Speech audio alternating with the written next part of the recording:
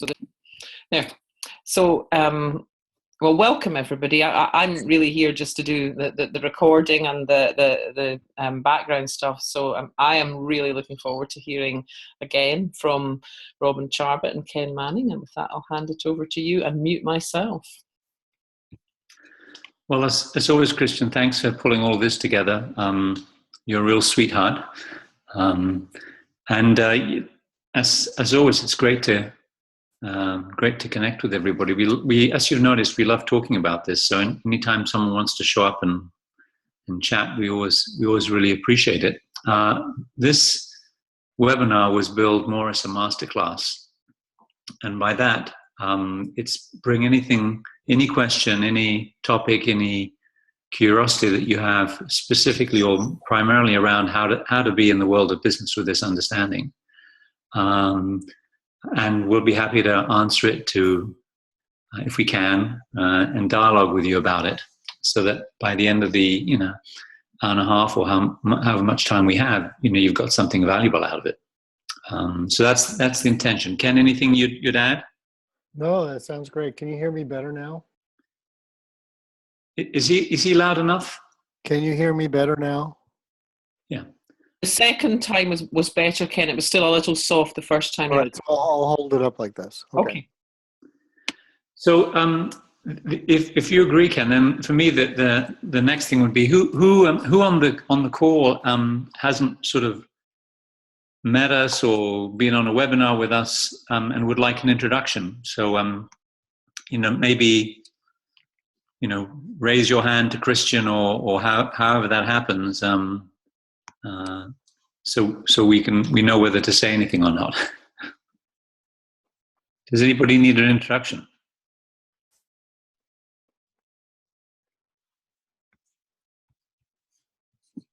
No one's. Joel is shaking his head no. He doesn't want an introduction. I think for the sixth time, Joel, don't you want to hear it again? I could always learn more. I don't want to shut the door on anything. No, I'm joking. Oh, okay. Nice to see you again. Great to see you too, Kai.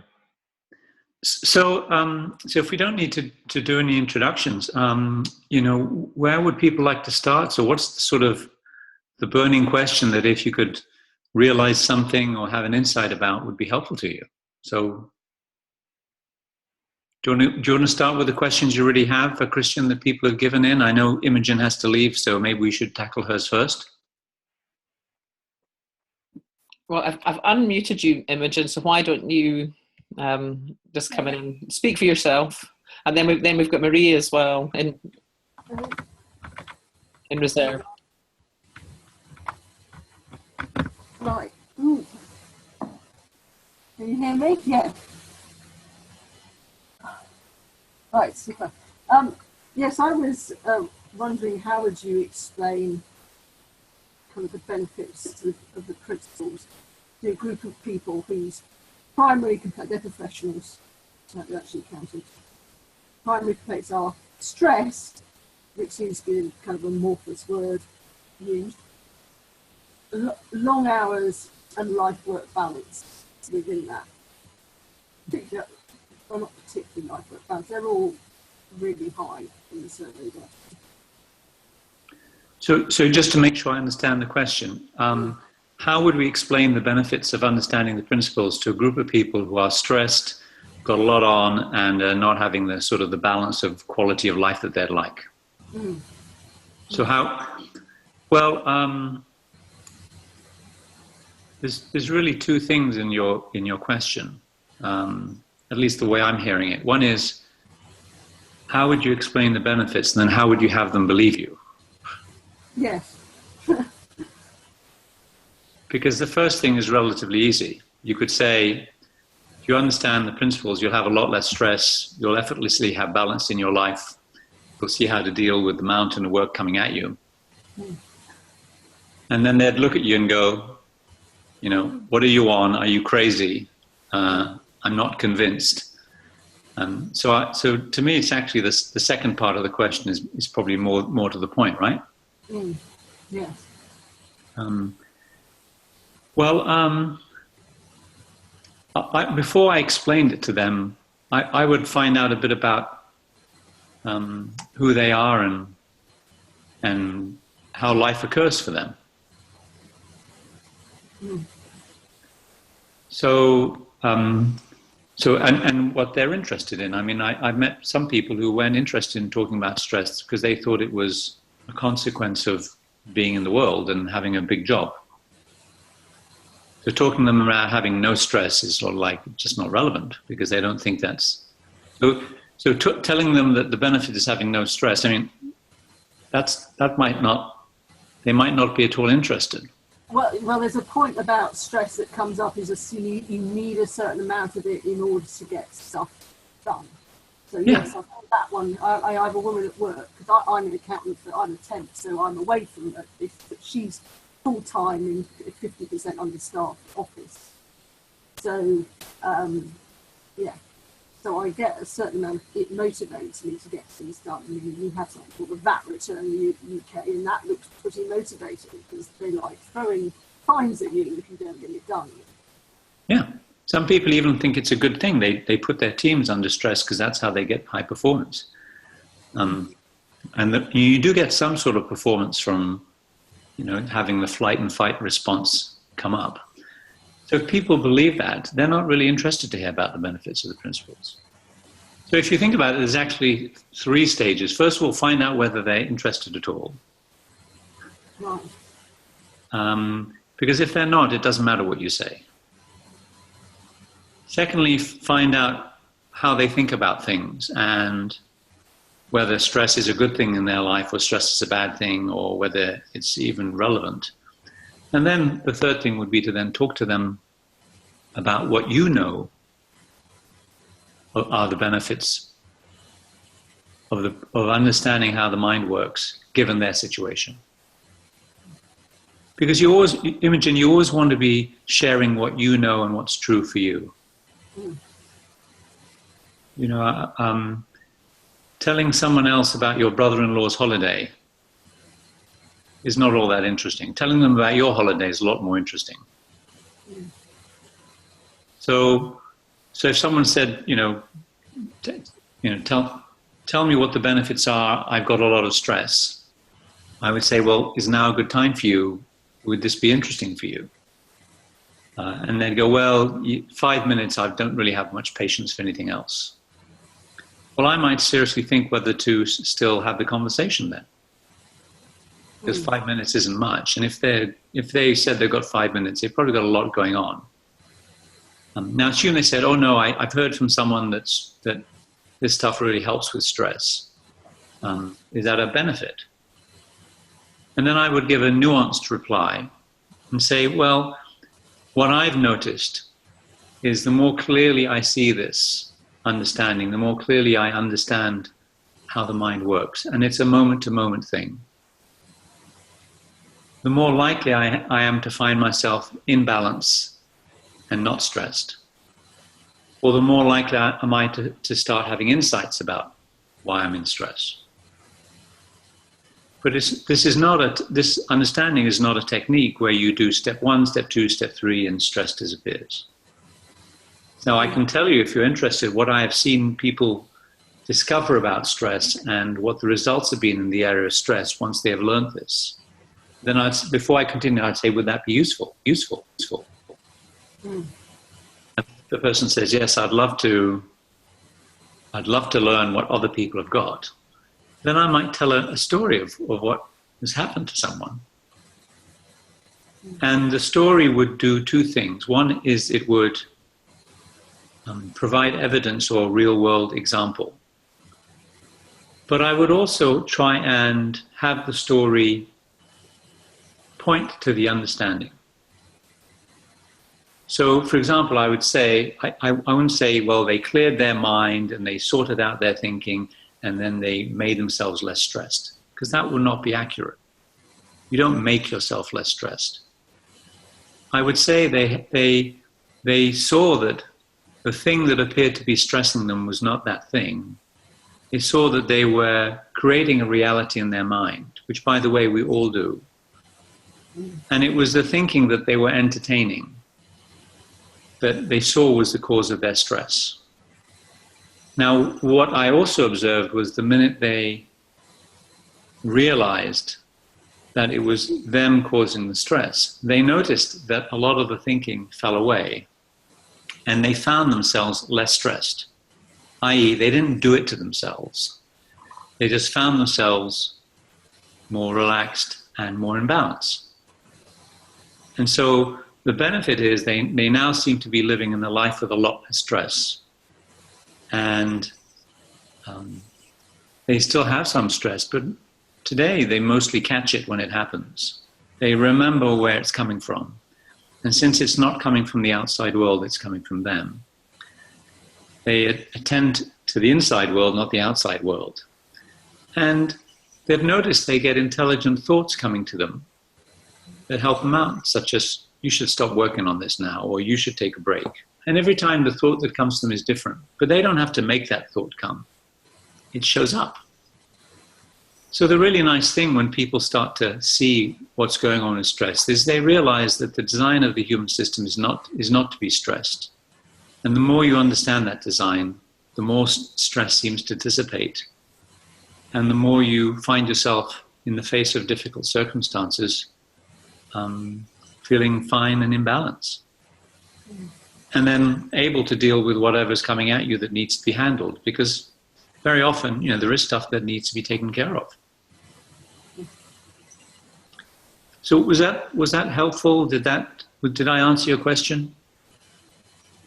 Yes, all right. Thank you. Yeah. Ken, would you add anything? No, that was really good. Thank you. So what thanks, Imogen, for that. So what else? I think Marie was going to ask.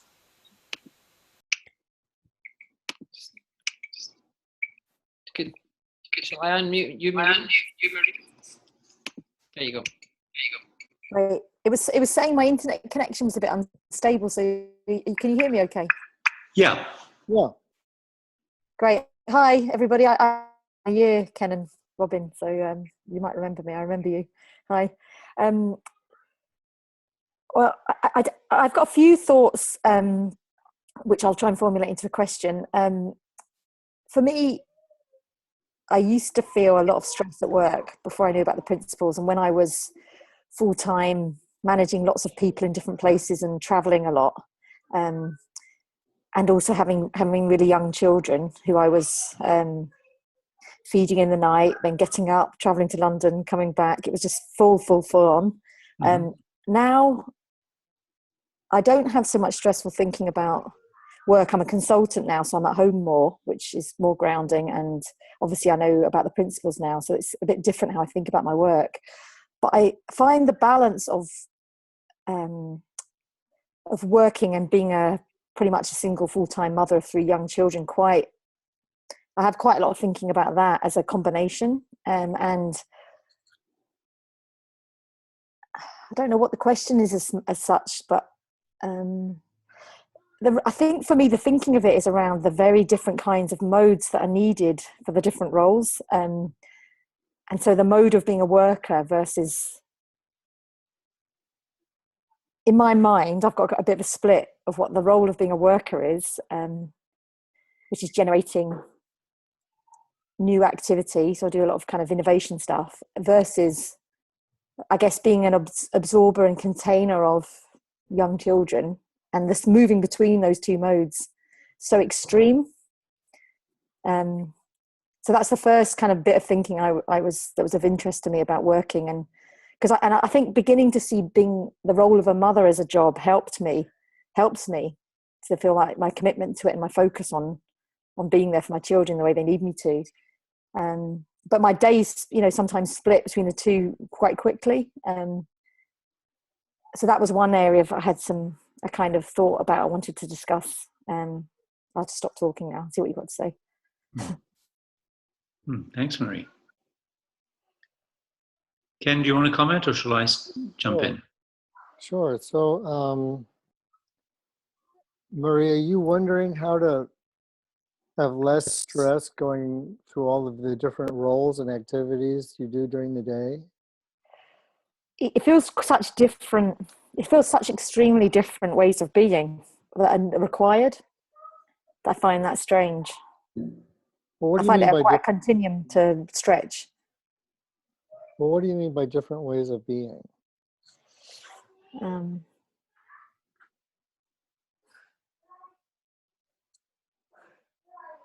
well, one feels like proactively being in the world and going out there.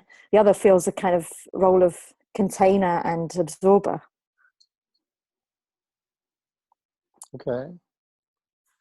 Well, when you're out in the world doing things, what kind of mental state are you in? Are you relaxed? Or are you pushing? Or are you going through, sailing through the day with enjoyment? Yeah, sailing mostly when I'm with other people. Yeah. Now, when you're at home, being the container and the provider and the absorber, is that a different mode? You're not sailing through that? No, it's harder. It's harder. Well, why do that? Don't know. I guess I've got ideas about it. I've got more self-criticism about it. I think definitely. Oh, do you enjoy that? No, not self-criticism. Okay. Well, why don't you stop criticizing yourself and just be in a sort of a sailing mode? Yeah. Don't know. What do you see the point I'm trying to make? It's just a difference in something. There's some kind of a thinking habit Yes. that gets triggered when you're at home that doesn't get triggered when you're out in the world with adult, real people, Yeah. Yeah. right? Yeah. I imagine I have to be a way that isn't natural when I'm with my children. However I'm being isn't how I should be being all the time. That's what I constantly think. I think of a kind of mother nature type. I don't really feel like I am. And so constantly it feels like I can't get it right, you know. And I am myself with them because I know I can't be anything else, but the thinking about it is that it's not quite ever going to be right. Whereas it's quite easy to be successful at work somehow because it just is. But it doesn't feel like the mode I apply to work will be successful with my kids. I see. So, okay. Well, so I've known a lot of people who have been parents for a long time. I don't know any of them that got it right.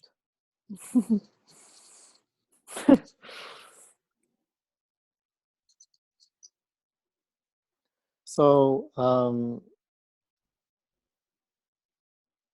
you might want to try being in more of a sailing mode with your kids for a couple of days and see how it works out. Yeah, that sounds Just good. try it out. Mm. Now, I'm assuming since you're on this call, and you've had exposure to the principles quite a bit, in the back of your mind, you kind of know the problem is your own thinking, right?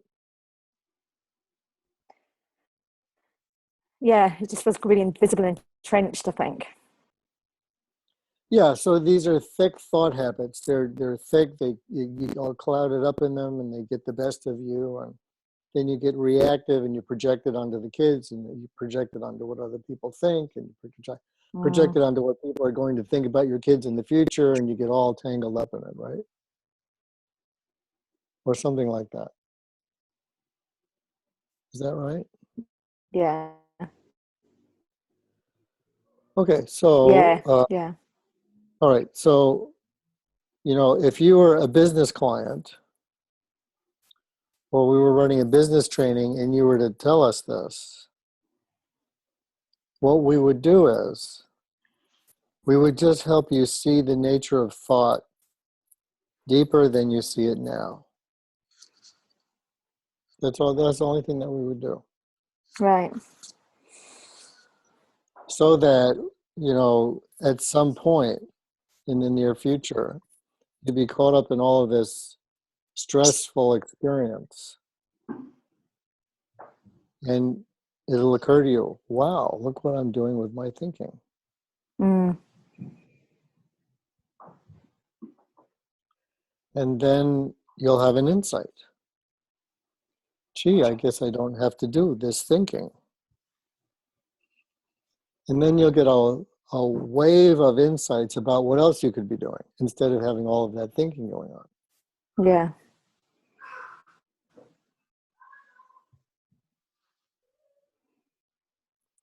Now, this is exactly what we do with business groups. They can't believe that their stress is coming from their thinking. That's what Robin just talked about it with Imogen. They can't believe that it's just their thinking. They can't believe the hate they have for their boss, or the anger they feel for the company, or the anxiety that they feel about their life is coming from their thinking. They can't believe it. Mm.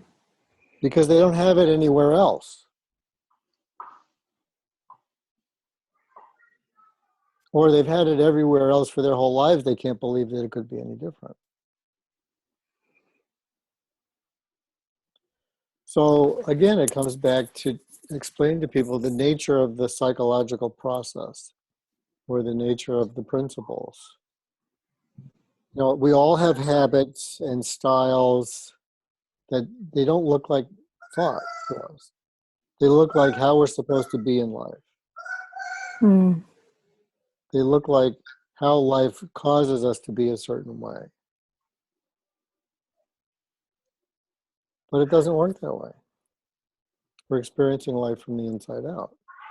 And we're experiencing everything in our mind, created by our thoughts right in the moment. It doesn't look that way, but that's what it is. It's a dream that we're creating in our own consciousness. There is a real world out here, but we're experiencing the dream of what we're making up about it. Now, somewhere along the line, you learned a bunch of things about parenting that you think are just true. But it doesn't look like it's just your thinking. Mm. But guess what? It's just your thinking.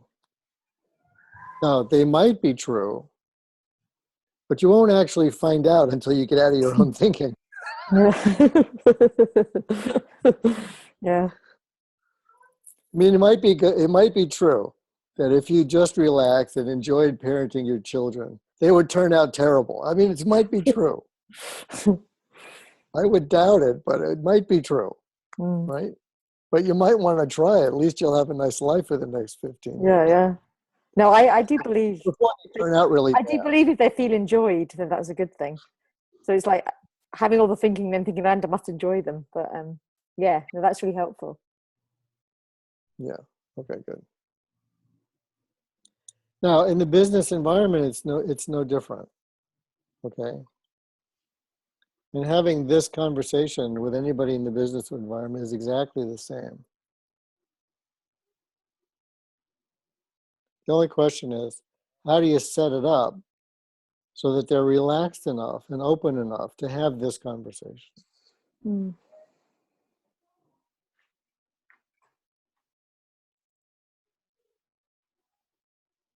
So does that answer your question? Yeah, thanks. All right. Yeah. You're welcome. Well, could I ask you a question, Marie? Yeah. So when you're doing the work, you're working, are you thinking about how you should be, or are you just doing the work? Yeah, mostly not so much. Right. And it seems to work. Mm.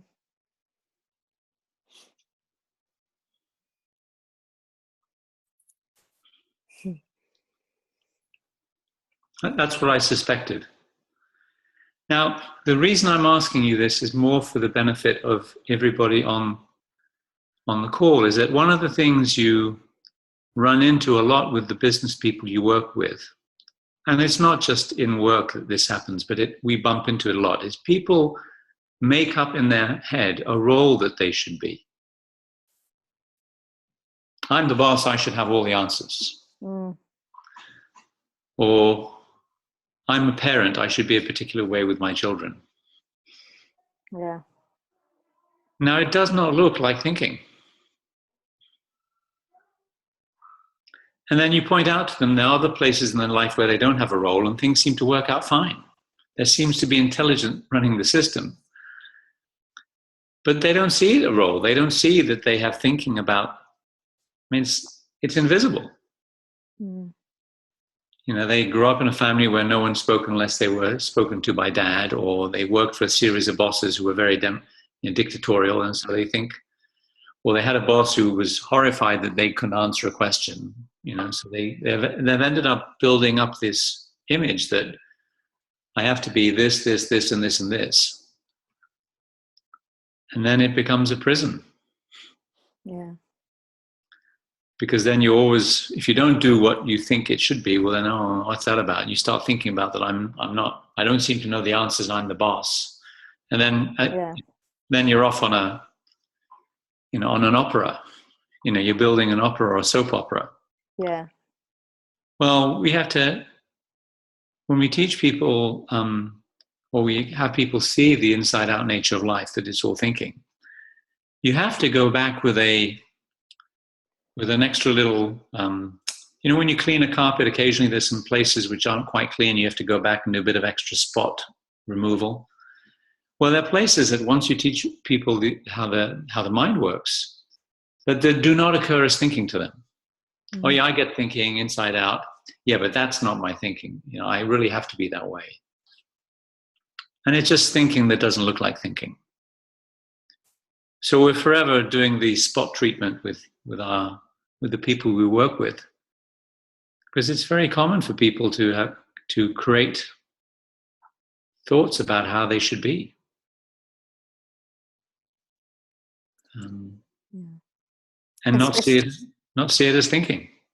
Yeah, and I think like what you said, especially if there's an additional fear of failure of that particular role. Whereas if I've had success in my other role, it's like, okay, well, I know I've had success, so that's okay. That'll build. So it's kind of one line of thinking. And then when there's been failure, it's additional, off to with the wrong start, you know.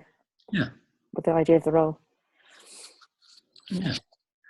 So the reason I sort of borrowed your question was to make a broader point, which is you'll explain to people in the business world how the mind works. They'll get it, and there'll be places where they just don't see that it applies.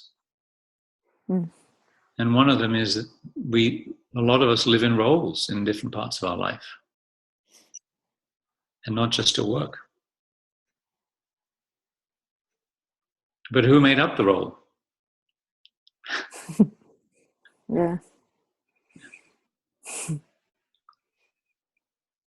So, we meet these lovely people who are really pushy and aggressive, and you get curious because they're sweethearts.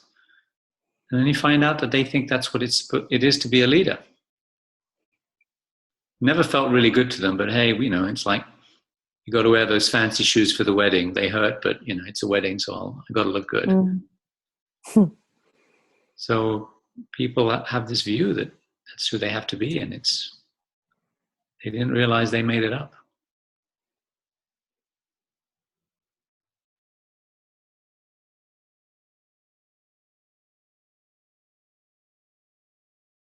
So, welcome to humanity.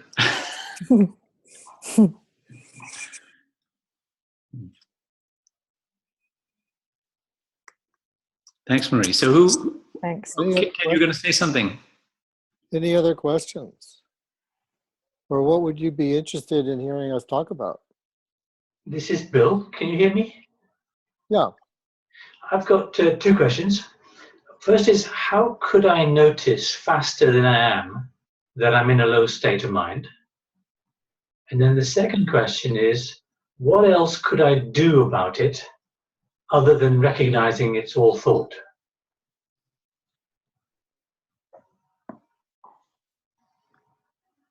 Do you want the serious answer or the facetious answer? Could I have both? Well, Ken, Bill is British. That's why I threw in, did he want the facetious answer? Right. I'll let you take that one, Robin. Well, the facetious answer is you could have someone live with you 24 hours a day and they could keep poking you and asking you. Or you get one of those little meters, that goes on your forehead, where the lights go on at different colors. Lights go on when you're in different moods. But then you have to be looking in the mirror all the time. These are on Amazon, right? Yeah, you can get them on Amazon. And the way you solve the mirror thing is you can get these bike mirrors, for seeing if there's someone behind you. You just turn the mirror the other way so that it's looking at your forehead. Works every time. Okay, I get this. I bet you're glad you showed up on the call, huh? It's early yet. Now, when you say notice faster, what do you mean by notice faster? Okay, I think I spend a lot of time in a low level of anxiety, and the way I can tell is that I have a thought about doing something. I might start to do it, and I'll distract myself, and I'll do something else, or start something else. Then I'll distract myself from that and start something else. And a couple of hours have gone by, and I realize I'm grazing at tasks and avoiding something. And even like picking up the phone call to a supplier, I'll avoid, and for some reason make it seem like it's a bit difficult and I need to have prepared all the eventualities before I pick up the phone. And when I'm in a better state, I'm going, I don't know how this is going to go, let's find out. But getting to just recognizing I'm in a low state can sometimes take hours or days. Does that answer the question you asked? Yeah, that's very helpful. So what you're saying is, in retrospect, you would say, wow, I must have been in an anxious or apathetic or a sort of bothered state of mind, because if I look back, I can see that this pattern of things, but at the time you're not noticing that you're doing that. Yeah, I kind of feel like I'm immersed in the feeling and lost in the thinking rather than being able to notice it. So when you see the phone and you think you have to call the supply and you say, nah, I'll do that some other time, it doesn't occur to you that you're sort of you're bummed out at some level. If I think about journaling and I notice, ooh, I'm hesitating about this. What's that about? Oh, it's about the usual feeling inappropriately anxious. I can then just get on and do it, make the call. Yeah, which is sort of, you've almost answered your second question a bit. When you notice, it seems to sort itself out. Yeah, if I don't drop back into it. Yeah.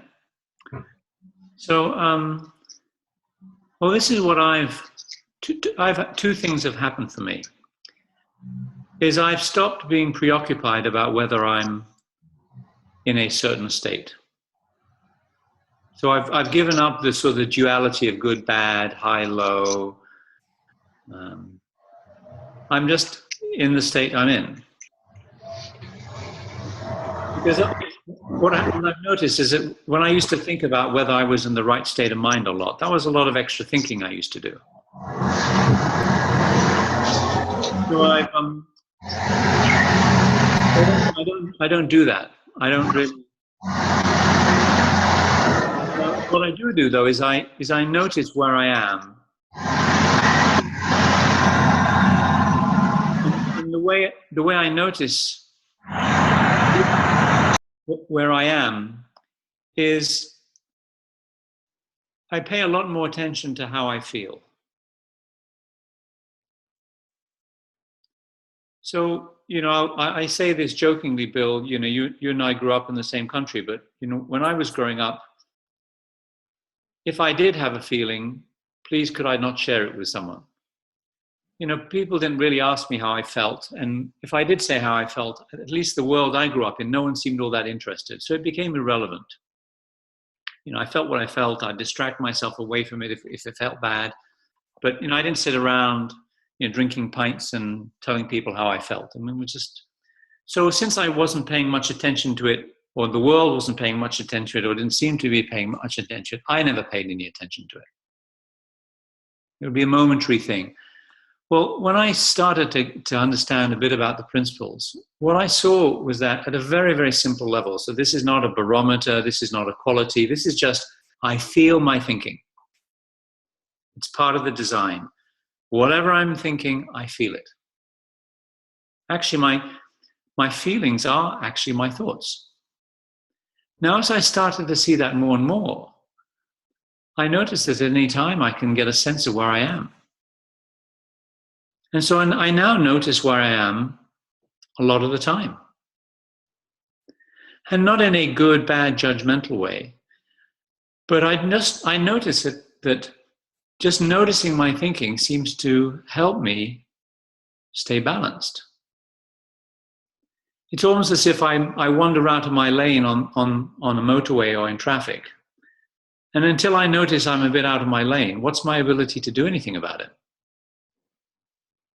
Nothing. I could have one wheel on the white line for 3 miles, 10 miles, or just 200 yards. But unless I notice that, my ability, or the ability of the car to come back, because to me it looks like it's automatic. I don't make myself come back. But the more I notice my thinking, the more I find myself back in balance more quickly. It's almost as if I'm alerting the intelligence in me to the fact that I've got some thinking going on that isn't all that useful. And without me having to do anything, I swear I do nothing other than notice. And I seem to have enough understanding in me that the act of noticing seems to alert the wisdom in me to bring me back. Now, the second thing I do is I look at whether how I'm feeling fits with what I have to do. It's a bit like barbecuing. You look out the window and see whether it's raining or not before you go and barbecue, because it would be a bad idea to barbecue if it was raining. Or you look outside to see what the temperature is to know how to dress. Well, what I notice is if I'm in a particular conversation or I have something to do, I'll pay attention to how I feel. And that will alert me to my capacity to deal with what's going on. So for me, where I am is less of an issue. Noticing it has become sort of more common and natural. And where it makes sense, I take it into account, but not in a doingness of it. More in a, for example, one of my kids will come and explain something very important to me, and I'll notice that I'm feeling really distracted. And then it will occur to me that what they're saying is really important, and it's not good that I'm distracted. And I notice I'm really distracted, so I'll interrupt them. I say, you know what, I'm noticing I'm not listening very well. Could we do this some other time? Because I'd really like to hear what you have to say. And I notice I'm not doing that very well. So it's useful for me to know that I'm distracted and someone's telling me something important. But the most I do is make a choice or well, I'm not even making the choice. The thought comes to me that I should tell them not to stop. And I'm not doing that. So it's not actually me doing it even. So it seems like my being awake to how I feel reminds me that I'm a thinker. Because I forget all the time, Bill. I swear there isn't a day, if not an hour, that goes by where I forget that it's inside out. And my feelings seem to remind me about that.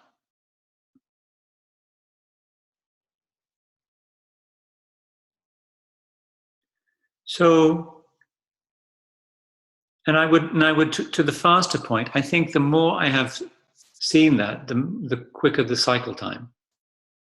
So faster has become a natural evolution rather than anything I did to get faster. And now, in some cases, I will experience an extreme feeling that used to be habitual. Like I used to get really pissed off with people. And once in a while, I mean, once every 2 years, once in a year, whatever, I'll get really bothered for a moment. And it will feel really strange because I'm no longer used to living in that. So it's like a flag goes up that I'm, in a major reaction. It goes up really quickly. And so I've got habituated to living in a nicer feeling just by evolution, just by looking in this direction. And that seems to be very helpful to me. And I don't make a big fuss of how I'm feeling. It isn't an indictment of my personality or of my life or of my understanding. So I guess I relaxed about it all. So tell me, what are you hearing? What's useful here? I think I'm hearing be patient. For you, it was a bit of an evolution. There's nothing specific that I heard that might help me speed this up. It's going to be a case of tuning in more. And I guess the more I notice I'm in a good feeling, the more I might notice when I'm not. Yeah. And the awareness of it being thought will gradually creep up on me and be more useful. Yeah. It's disappointing, but I had a lovely client. I have another take.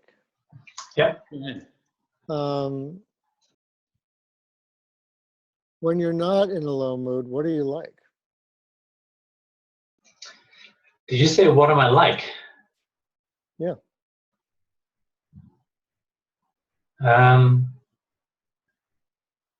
Funny, entertaining, enjoy my company. Oh, cool. And how do you get there?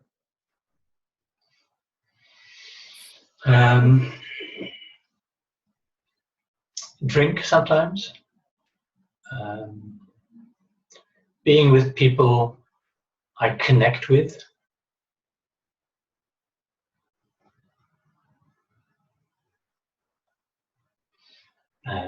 Sometimes coaching people, it's going well, they're receptive. Uh-huh. So when your mind is knocked out or you're deeply engaged with something, Yeah. then this freer side of you gets engaged. Right. Yeah, just repeat that again. When our mind is. Either when you knock your mind out.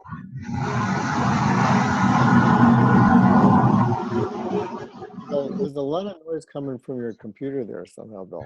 Yeah, I'm under a flight path, so I'll just move. Okay. So either when you knock your mind out with drinking, or you're heavily engaged with somebody who distracts you from yourself, you kind of come out from under something, right? Okay. So there's some kind of thinking habit that you go to sleep in, and you don't realize you're in it, right? So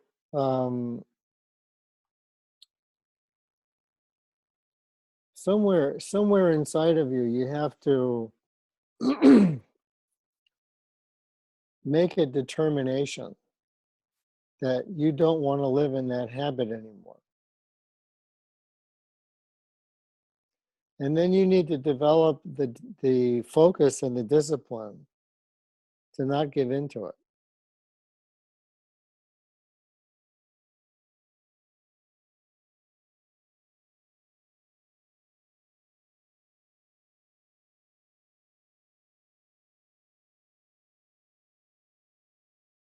Now we can't hear you, Bill. So Any suggestions on how I do this? I hear the determination, so that's a decision, right, and then focus and discipline right. to do what? Well, to stay awake and not go to sleep in that thinking habit, Stay awake. like you are when you're coaching or when you're engaged with people. Okay, it's interesting you're calling it sleep. Yeah, it's like you go to sleep in this thinking habit that it's not focused, it's not energy, it doesn't have a lot of energy in it. It's ruminating about things, it's going over and over about things, it's easily distracted.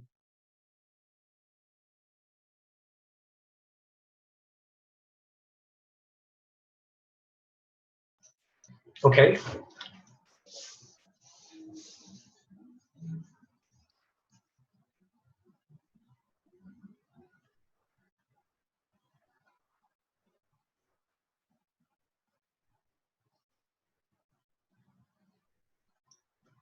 Is that it? Do I need to go away and think about this? Well, that's sort of just the direction, okay? Right. Right. So, Robin described a discipline that he has. When he catches himself caught up in thinking, he does a little something on the inside, but he gets caught up in his thinking.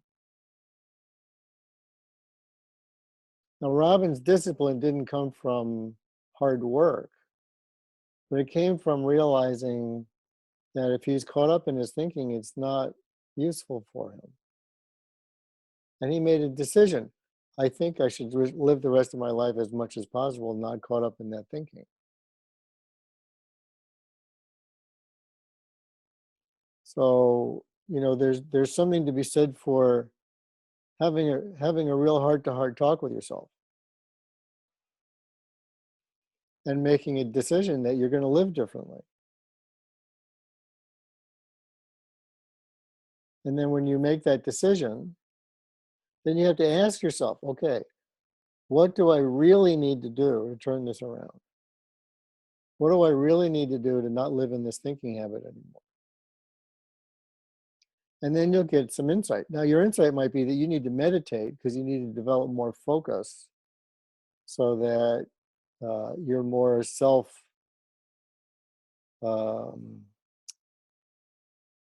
driven rather than externally driven by things in your life.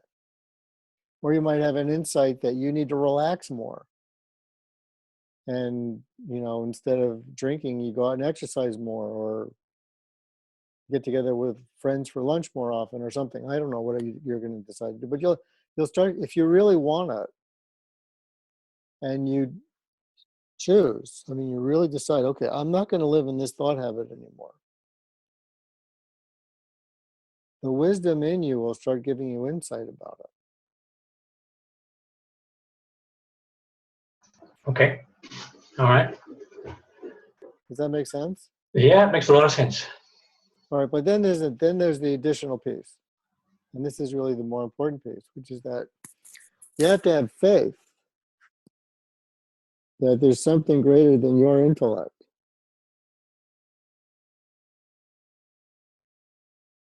That you can rely on, because it sounds like when that thought habit comes in, you get in your intellect and you live in it.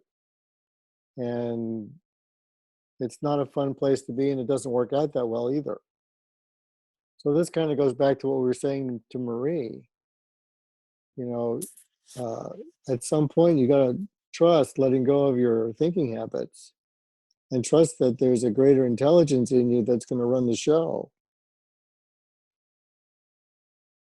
And the truth of the matter is you miss those thought habits for about an hour, but then you're really glad they're gone.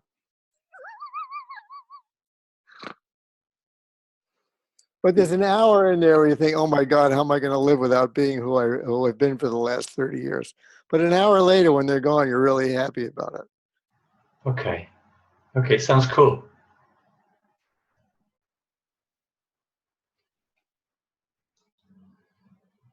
And you're being generous by calling it 30 years. Well, mine is a lot more than that. I was being generous.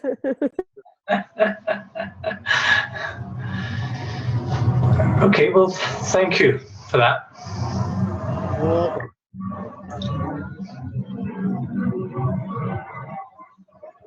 You know, we subsist with very little faith,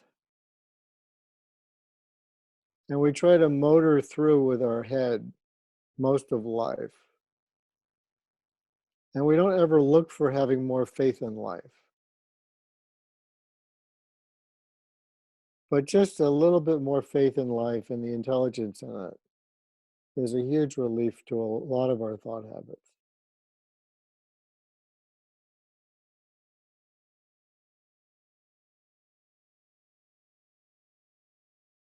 So does that mean you do a lot less planning? No, a lot less worrying. A lot less ruminating. And a lot more willingness to do one thing at a time. Knowing that the other stuff will get taken care of at some other time.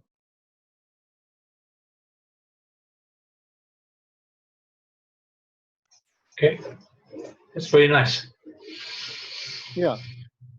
Let us know how, send us an email, let us know how it goes. Thank you, I will. Yeah, you're welcome. Tally. All right, so Sorry. Oh, she's No going to problem. come in, right. She's concerned about background noise. Does she want more or does she want less?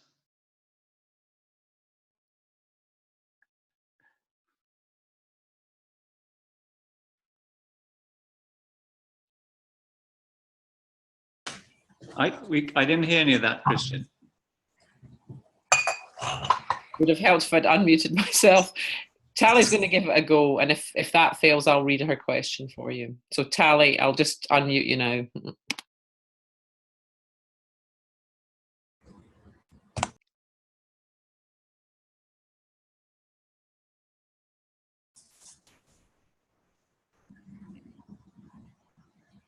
You're on. Hello? Yeah, we can hear you. Hi. So basically, our garden, our communal garden, is a building site, and there's like a pneumatic drill in the background from time to time. So if it comes on, just mute me. Hopefully they've gone. It's 6:30, but they were still here 5 minutes ago. So I just wanted to ask about when you're writing proposals, and they keep asking for more and more detail. And so I've given the caveat that, you know, I'm there on the day to serve the room. So if people's questions don't fit with what I've planned, I will go with people's questions because that's what I'm there to do. But what happens is someone higher up that I haven't had a conversation with has to approve it. And I'm getting more and more questions, and they want more and more detail, and it's just I'm getting really frustrated with it, to be honest. So I can write something, and it's just not what we're doing on the day. And the guys turned around to me and said, "Well, they're not going to be in the room on the day, so don't worry about it." But I don't feel that's right. So I'm curious, like when you're asked, do you go back and have conversations? I'm not going to be able to have a conversation with this person, but would you go back and have conversations with your contact? Would you? I don't know where to go with it really. I don't want to say this is what we're doing, and then they come and ask afterwards. So how was that? And then someone says, well, it's not really what we did. It's difficult. So can I ask a clarifying question, Tally? Yeah. So is this the formal proposal that we're going to do this amount of work this way for this price, or is it the design of the work or the agenda of the session that you're going to run? It's the detail of what's going to happen on the day. It's not about the pricing. It's about What are you actually going to teach us? That's there. And I've done quite a lot of lunch and learns with this company already, but the people concerned haven't been to those sessions.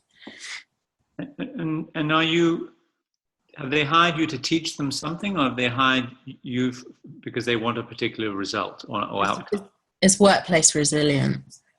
So they want the outcome to be people are more resilient. Yeah. Okay.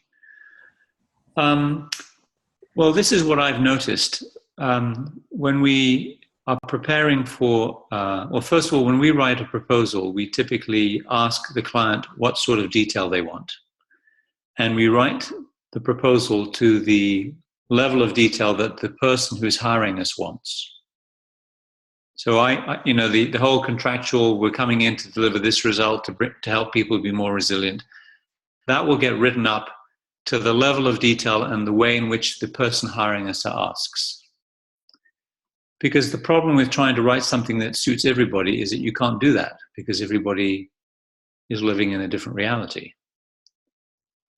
So I will ask, and the one client will say, well, I want to know just an email, 5 bullets, what are we doing, when are we doing it, who's going to be in the room, what's the outcome? And then other people want to know day 1, day 2, day 3. But I focus on who's the person hiring me. And I ask them what level of detail, and then that's what I give them.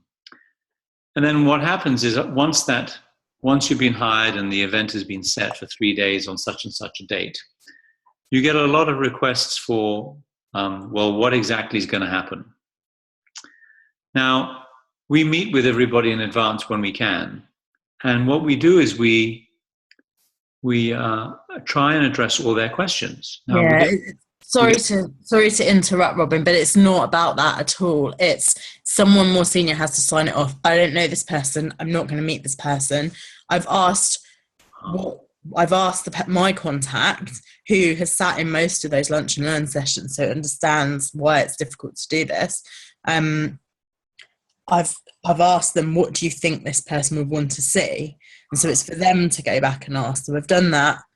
And then I've asked it, and then he said, he wants more detail. He wants to know exactly what we're going to do in each session. Not in each session as in each day, but like morning, afternoon, how are we going to get to those results? And he doesn't understand, and he's not seeing it, but he won't meet with me either. And he, at the end of the day, well, my contact is the budget holder. This is his manager who has to sign it off. Got it. So what happens is the person hiring you is comfortable. They get asked from above. There's a political approval that has to happen. You get asked to provide details. You provide that to your contact, who then provides it to the person who has to do the sign off, and then it comes back saying, "I want more details." Yeah, or I don't understand how you're going to get to this resilience outcome from what you're saying. That's essentially what they're saying.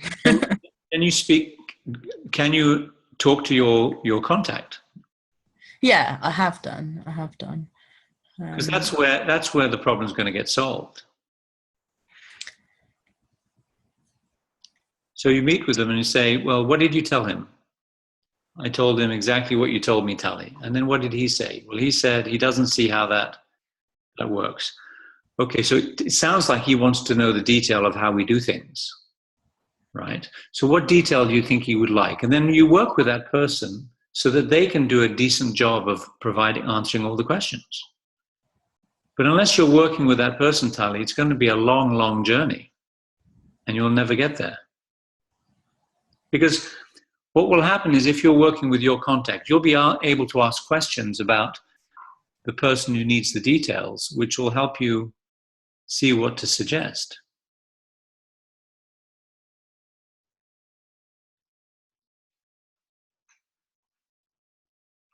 Because otherwise you're sort of once removed from, and then you're mind guessing.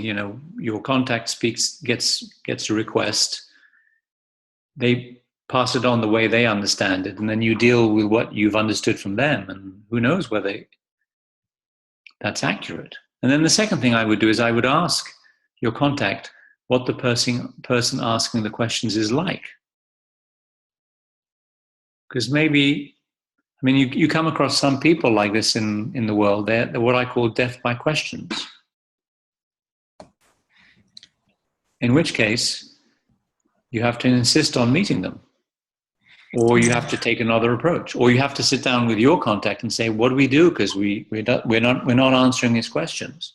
Yeah, no, I think death by questions is probably about right. I have answered a lot of questions. I've answered a lot of them in writing.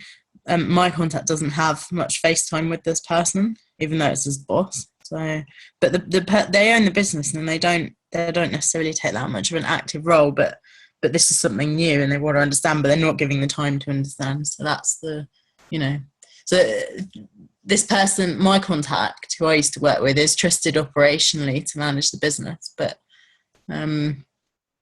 yeah. What you have to do is you know what they say, doing the same thing over and over again. Yeah, no, I know. So you have to sit down with your contact and say, listen, you don't get much face time. He's the owner, he or she is the owner of the business. We've gone through 20 rounds of questions and he's still unhappy. What should we do? Yeah. And then have a conversation with them and where the two of you look for an insight about what would be helpful. So you might say to your contact, does he do this all the time? Oh, he does. Well, how does it end? How does it stop? Does it go on? I mean, do you think he has a concern? Have you asked him what his concern is? I mean, yeah. Yeah. You have to get into. I think the bottom line is this guy is going to have to give both of us some FaceTime in the end, because we are going around in circles because we've done all those things. So you've had a conversation with your contact? Yeah. What did he say? I think, see, his view is he's seen the results, and usually when he's seen the results, my contact has seen the results of the lunch and learn sessions when they've been voluntary, and most of the people have come back to the sessions, and so and then other people have seen changes in those people. So we've written that up as well to say this is what's happened so far.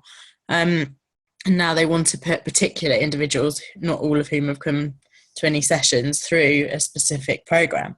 So, I mean, I think the answer is that he has to give us that FaceTime. If he's not going to sign it off, then, he has to give us a meeting together. But I don't think that's going to happen. So it's just stuck at the moment. What did your contact suggest? Just to keep answering his questions, and eventually he'll go away. But is that what they said? Keep answering, and eventually he'll lose interest. Yeah. And is that how it typically works in that company? He's usually not involved at all. It's just because it's something new. So my contact has the authority to make decisions and is a budget holder, even though it's the other guy's business. So he's past retirement age and he's not actively involved in the business. He kind of is there sort of 3 days a week, and anything new, anything that's different, anything that he's interested in, he doesn't usually ask this many questions. So that's why I've asked for a meeting. Well, it sounds like you're going to be able to do your program anyway, and this is just a delay. Is that correct? I don't know. At the end of the day, he's said that he wants to sign it off because it's new, but he's not. So, spending a couple of £100 on lunch and learns versus an actual program is different, So then your contact doesn't have authority in this case. No. So you have to go through the owner for the sign off. Yeah.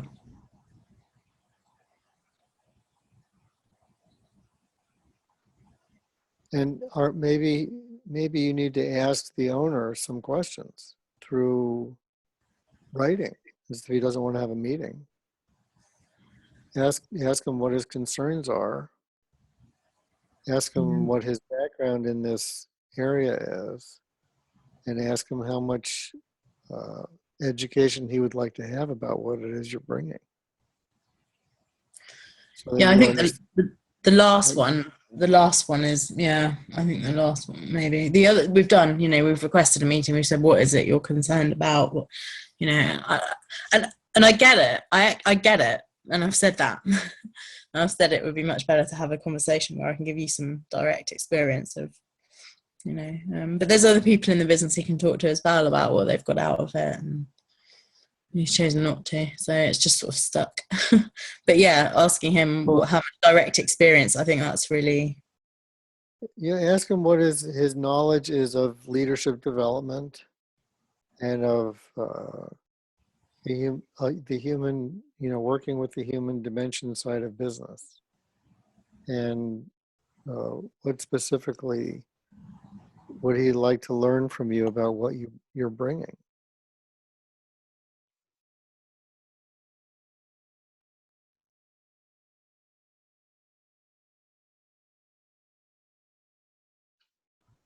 Okay, thank you. I've written that down. When in doubt, do more intake. And the other thought, Tali, is how did things play out the last time something new was introduced? Well, it was introduced in that I did one session free, and so he didn't even know about that. And then...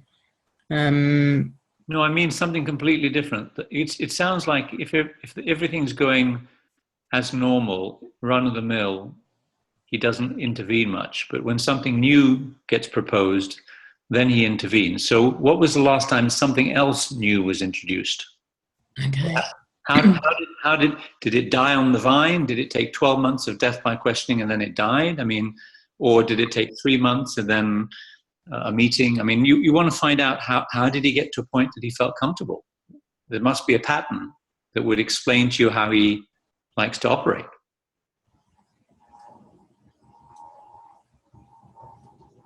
Okay, I'll ask.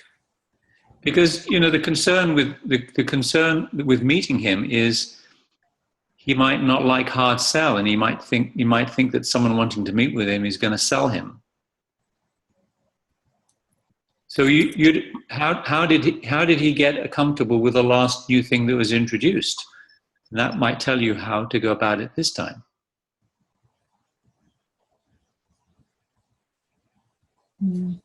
Yeah, I mean, I've already. I think I have a feeling that it's connected to it's his business. He used to run it. It's his culture that he's embedded. It's his, and there's something around that. But I've asked that question to my contact, and they've said no. So, but I still have a feeling that's what it is. That it's like it's his culture that he created from his time when he was actively managing. So the thing that you want to aim for, which is Ken's point about intake, you want to get to a point where you can understand why they're doing what they're doing.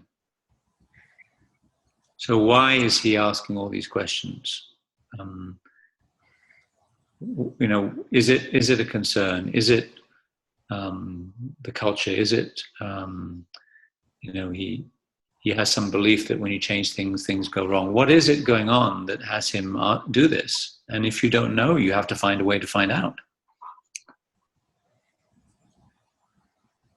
Because there might be a pattern.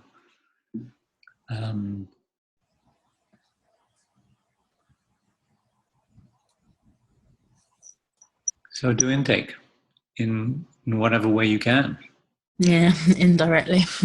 Yeah, sometimes indirectly, because sometimes meeting the person who's declined to meet with you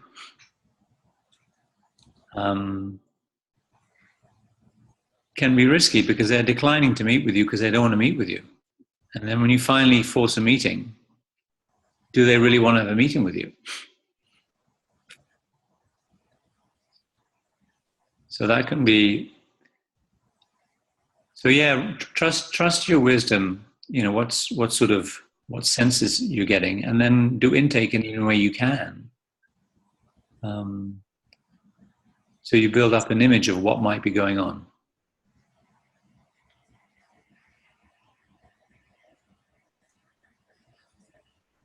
I mean, do many people in the company know that person?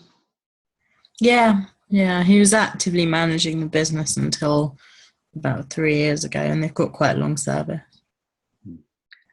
And they've got a lot of new people, but they've got long service and people that were there when he was there. Yeah. And how clued in is your contact to how things operate and how things work?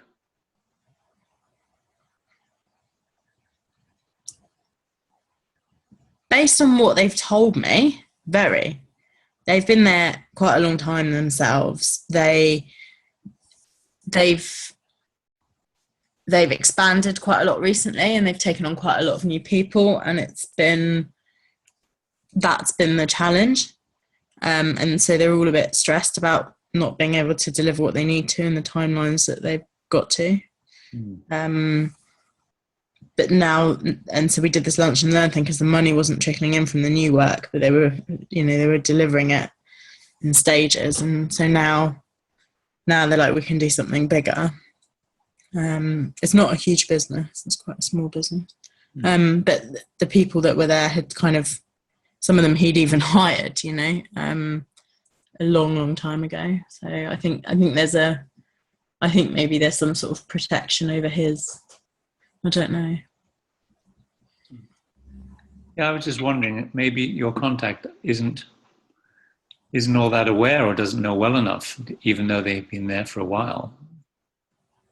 Because it's curious for me how someone who's worked for a boss for a long time doesn't know how to get things done with that boss.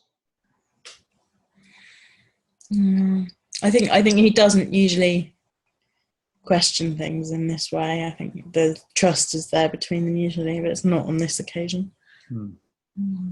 Yeah, they disappear and they come back, and they disappear and they come back.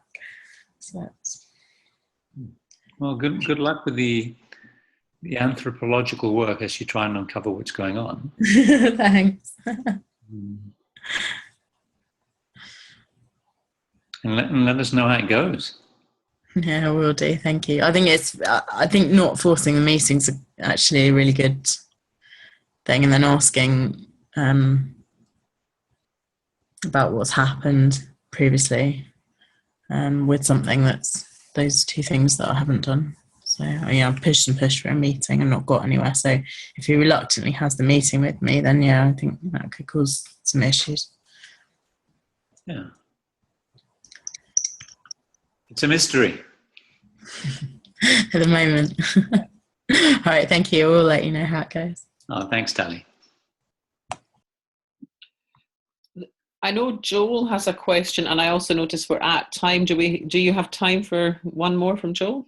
Oh, of course. Hello.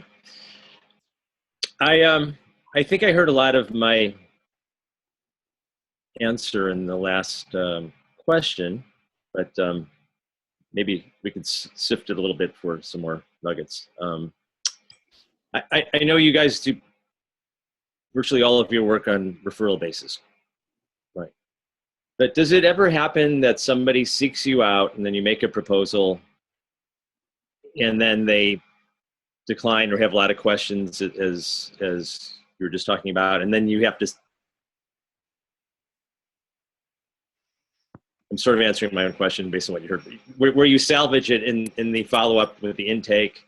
I was wondering if you could address a story or two about that. I have something similar where somebody approached me, I made a proposal, and then when they made the proposal, their supervisor, there's all kinds of delays, they're going to get back to me. And I know there's no one size fits all, but just some examples of ways you've handled it. I know and you've shared some of it in the previous question, but. So, Yeah. yes. Do you need any more?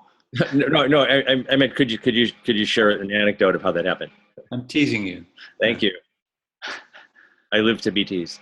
Yeah.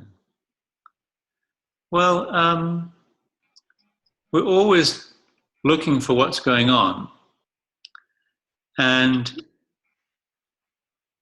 just because someone has said, I'd love to work with you, it doesn't mean it's all over. So we're always looking, Joel, we always got our radar on and looking to try and understand, how the client works, what could get in the way, and what would be helpful. So there's many instances where we get involved and we find out it's not quite the way it was presented. And sometimes we've actually even stopped the work. And then probably 20% of the time, we have to do a detour, and the work doesn't quite happen when we thought it was going to happen, and it ends up being different. So there's a good, almost quarter of the time that what you're describing happens, and each time it's different. Now, if your orientation, Joel, is to be in service, well, then that will be a really good guide for you about what to do. As opposed to when I was in the professional consulting business, where sales really mattered. People would chase things, adapt, compromise. They'd go to any length they could to make sure that they got the deal, they got the sale. Yeah, we'll do it in half the time, for a quarter of the money, and we'll work weekends. They just would box themselves in.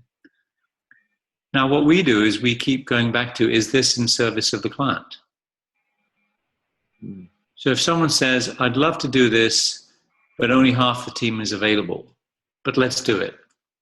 My question would be, if we only have half the team there, will we get the result? Would that be helpful to you? And if it's not helpful to them, I will forego the activity because it won't be in service of them. Or they'll say, well, we only have an hour. Can you do something in an hour? What do you want to do? Well, I want you to settle the team down. I want them to understand how the mind works. And I want you to help us figure out this big, hairy problem. But we only have an hour. I'll say, well, I don't think I can do that. So it would be a waste of your time, because you'd be disappointed in the end. So that wouldn't be in service to me to do that. So if you keep going back to what's in service, which, by the way, is hard to do if you have a lot of thinking about getting the deal or not. And if you've got a lot of ego in whether it works out, it's hard to be in service. Now, just before you think that I walk on air and I sort of am an evolved species, I've learned that by the number of times I did things that I shouldn't have done and it didn't work out. I was hopeful, well, we'll fix it when we get there. Well, maybe we can do something in an hour. I was hopeful and clueless. And now, when you've bumped into things, when you've realized that a gallon of fuel doesn't last 100 miles, you do actually have to refill the car. And even though it's on empty, because we do that all the time, we sort of, it'll be okay. We'll figure it out. It'll work out. At least I've got the deal. Well, you don't want the deal that isn't going to work out. Because at best you learn something, but at worst you do a bad piece of work and they don't like you for it, or they won't hire you again. And when you're a solo practitioner, the only thing you have is your reputation. If you're a big conglomerate, and one truck delivery is bad, but there's 2,000 trucks delivered. Oh, okay, 1 out of 2,000. Okay, we can live with that. But the reason our business is referral is we aim to really deliver only good work, and if we can't deliver good work, we don't do it.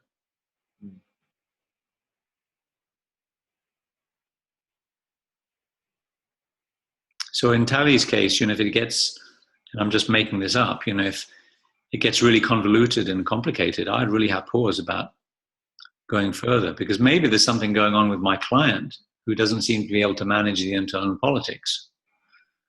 And I'm making this up, I've got no idea, but I look at what's in service of the client, and that's my That's what guides us. Because it's so easy to get caught up in the urgency. I mean, for many years, I wasn't making very much money doing this. So I'd worry about not getting the job. Well, I got a few jobs. I wish I'd been happy not to get them.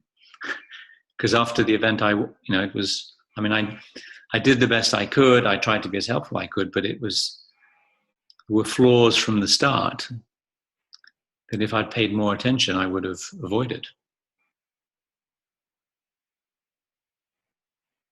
I see. Okay, so there is ways that you evolved into so that you could see some of these flaws at the start because of the mistakes that you made in the past, or along the way. You're partway along and you notice something that doesn't smell right or doesn't look right. We had one in January where in a big company we work where we've done a lot of work, we were contacted by a leader just before Thanksgiving saying, I'd love you to come and run a session with my team in January. And we said, okay, great. We haven't worked with you before, but we always like the leader to know a bit more. Can we have time between now and January to brief you on what we do and so that you show up with more knowledge? Yeah, sure. We got half an hour of their time. Because they kept saying, well, yeah, now Thanksgiving. Well, now I've got a 2-week holiday and Christmas, So in the end, I think Ken spoke with the leader for half an hour. It wasn't enough. So we had a meeting where the leader wasn't engaged, wasn't supportive of the process, sometimes got in the way of the process, and who was actually a big issue in how the whole team functioned. So it actually should have been the focal point of what we did. But we didn't get to see that till we were in the room with them. Now, it wasn't that we were thirsting for the job. We just trusted that when they said they'd make time, they would, and they didn't. Except we were then in a position where on the eve of the workshop, we couldn't say we're not going to do it because people had flown from around the world. And then we had a very salutary conversation afterwards because we always debrief whatever we do to see what we can learn. If we'd spotted that what happened was, if we'd spotted it earlier, could we have pulled out? And probably was one where we couldn't have pulled out. So we would have just had to re-engineer it so it was a less bad job, but we didn't. It was one where we probably didn't have the choice. But at the point that happened, I'd had 15 years experience of doing this. So you make mistakes. But when we looked about whether we cancel or not, we looked what was in the best service of the client. And the best service of the client was to attend to the team as best we could, because pulling out was not in their best interest. So that's how we made the decision to continue. And all the way through, when the person was being difficult, it was how do we help them out? What's the most useful thing?